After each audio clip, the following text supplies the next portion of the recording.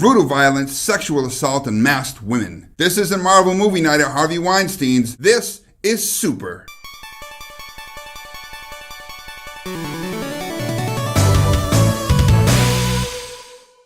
Super is a 2011 superhero movie written and directed by James Gunn. Long before Deadpool and Logan, this was one of the first R-rated superhero movies to get some attention. The film is scored by Tyler Bates, who you'll recognize as the composer behind Samurai Jack, John Wick, and Guardians of the Galaxy. The DP was Steve Gaynor, the guy behind Punisher Warzone and the movie Mayhem. The editing was done by the late great Kara Silverman. You'll know her editing work from movies like Cape Fear and He's Just Not That Into You. This movie stars a lot of really good actors and actresses. You've got Rainn Wilson playing Frank, aka the Crimson Bolt, Ellen Page as his sidekick, Liv Tyler as his wife, Kevin Bacon as the main villain. You've also got Sean Gunn, James Gunn, Greg Henry, and Michael Rooker. And Nathan Fillion plays a pretty great part in this movie too. So an everyday Joe Schmo named Frank is losing his wife to a drug lord. Tired of seeing the bad guys get away with stuff and the police not really caring, he decides to become a superhero named the Crimson Bolt. His mission is to rescue his wife from this drug lord. But the problem is, this being the real world, he has no superpowers, no high-tech gear, no fighting skills, or anything that would really make him a good superhero. One thing that I like about this movie is that it tackles some deeper issues. It's not just some surface level, superhero revenge movie. And one of those things that it demonstrates really well is that people with a zealous, puritanical stance can really justify anything that they're doing to themselves. And as history has proven, that can include extreme violence. And this movie is chock full of violence. It's done pretty well. And whenever there is violence on screen, it's for a reason, and there's usually kind of a message behind it. Now, as far as our protagonist, Frank, the introduction really does a great job establishing that he hasn't had much going on basically since he was a kid. He's been an outcast for most of his life, and there are these little things that have happened along the way that he remembers really fondly. Now, these are things probably for anybody else would just be a normal part of their life. It wouldn't be a big deal for them, but for him, they're a huge deal, and he really treasures them. Kevin Bacon's villain in this movie is pretty great. He's really funny. Even the introduction, when you first meet him, is pretty stellar, and it's definitely not like you've seen in all of the Marvel movies and other superhero movies. It's very unconventional. And from that point on till the midpoint of the movie, you kind of see him as not a bad guy. I mean, he's a bad dude and he's doing bad things, but because he's really cool, he's really patient, he seems somewhat forgiving, even though he's this big bad, that you kind of like him. His henchmen, played by Michael Rooker and Sean Gunn, are also really hilarious. They're really dark and they're really violent, but just like in Guardians of the Galaxy,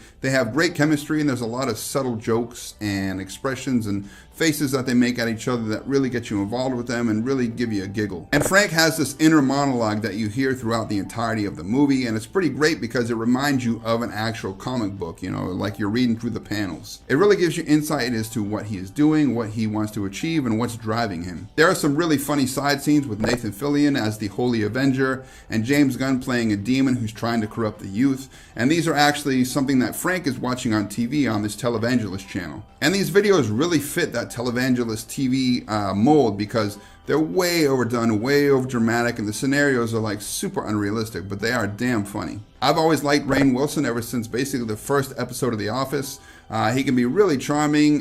He can also be deadpan. He's played father figures. He's played really weird characters. So it's kind of cool to see him play something different, which is this dark character who's on this really hard downward spiral, and he's kind of losing his mind. There's some really great practical gore effects in this movie and some decent CGI blood effects and stuff too. And I think that goes back to when James Gunn was working with Troma. Troma, as you guys know, is the studio that makes really great B movies, well, really C movies, but they're so bad that they're good. They're really gory, they're really violent, they're really weird, they're really funny, pretty much like James Gunn and his style. The movie doesn't take itself too seriously, it's pretty self-aware. When so many B-movie or camp movies or whatever really take themselves too serious, like The Meg and Skyscraper. And there is a lot of humor in this movie, a lot of dark humor. It's definitely not for the PC crowd. And that's kind of refreshing too. The costume designs in this movie are done really well. They're supposed to look like they're made by the characters, but they still look cool enough and functional enough that they look like a superhero costume. So when Frank finally decides to go start fighting crime, it doesn't go very well for him.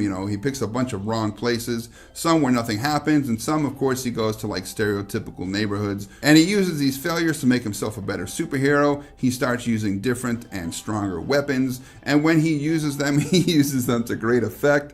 Like I said, there are some great gore effects, some of them which surprised me because I didn't expect it to happen, especially in some of the situations that he uses them in. You would think he wouldn't use such force for something so small, but he kind of goes across the board. Everyone's a bad guy. And that speaks to his sometimes poor judgment. Frank is not the brightest guy. He's not very smart. It's almost like if David Brent from The Office decided he wanted to be a superhero. He's really earnest, but he's not very good at it. And that's the thing, all the characters in this movie have flaws and weaknesses, and they don't always win, and the ones you don't want to see win sometimes do. So of course, when it comes to superhero movies, this is a much more realistic situation, and there are serious consequences. You see a lot of injuries, you see deaths, you see mistakes. You see how Frank's stress and ever increasingly difficult situation really affect him and lead to a lot of mistakes. And of course, every time he starts to question himself, he gets a message from God, or more pointedly, he gets a message from Nathan Fillion's Holy Avenger.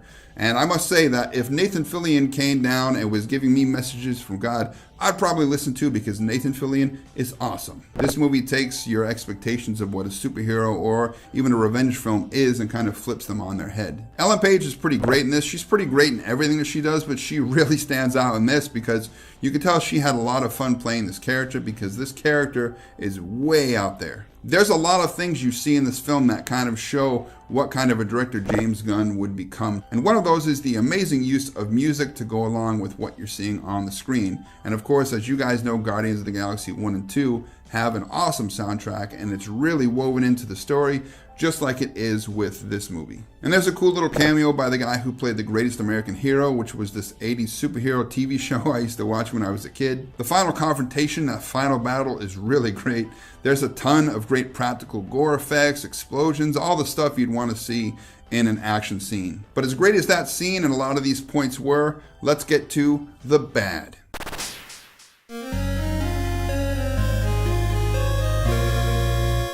The writing for this movie is pretty damn basic, and that shows in a lot of the dialogue. A lot of this dialogue is super cheesy. Now, I love foul language. I love swearing. I love saying fucking shit and and all that stuff. And they really use a lot of foul language in this movie. It felt like they were trying to look cool and edgy and not for a point. The filming style, the cinematography can be really, really distracting. There's a lot of movements for no reason, even during conversations, and sometimes the camera is like right up in the person's face. It really takes you out of what's going on. And like, I was sitting there thinking, like, why the hell is the camera so close? Why is he moving? What was that for? Like, there's a lot of unmotivated camera movements, like they're for no reason, really. The pace of this movie, for people expecting something like a Marvel film, they're going to feel like it's too slow. It's a slow burn. A lot of the characters in this movie make some really dumbass decisions, and I felt like it was strictly just for the story to move forward and, plot progression and all that kind of stuff. Some of the fight scenes, the cuts, they really don't match up. You'll see a swing, and then when it cuts to like the impact, the camera's moved a little bit. So it's not the editor's fault. She was working with what she had. And in this day and age, when you can see a movie like The Raid or The Raid 2 or John Wick 2,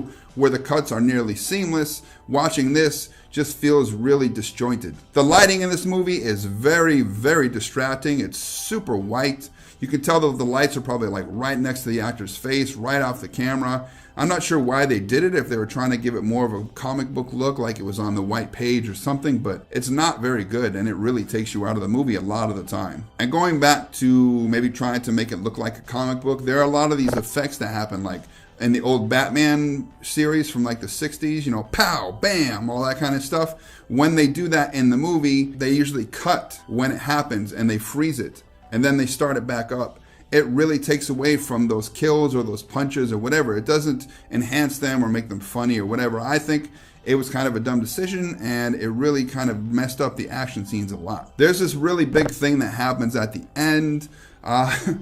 It was for a reason, I know that, but man, it really pissed me off, and I don't think it was really needed. Now, granted, sometimes you want to subvert expectations, you want to shock the audience, like take The Walking Dead. It did that really well for a long time, but as you guys know, as of late, the last couple seasons, when somebody dies or gets really injured or whatever, it doesn't have that same effect because it's really done for shock value. And it definitely did something that superhero movies weren't doing up until that time, and really haven't done since Avengers Infinity War. Basically, this movie is the anti-Marvel movie. It's pretty much everything the Marvel movies aren't. It's more akin to Deadpool 1. And the tone, like I said, is all over the place. 1 second it's really funny, 1 second it's serious, 1 second there's something really weird happening that you didn't expect. I could see a lot of people getting offended by certain situations in this movie. Rightly so. For me, again, I'm really jaded, so they weren't that shocking to me, and I just went along for the ride. So the idea of this movie is pretty great. Of course, it's been explored elsewhere in movies like Kick-Ass and Boy Wonder and All Superheroes Must Die. And in pretty much all those cases, it was executed better. It's definitely a great watch. I recommend watching it at least once so that you can see something different, especially when it comes to the superhero genre, but I wouldn't watch it repeatedly. So with all that being said, what is my score? Drum roll, please. 5 out of 10.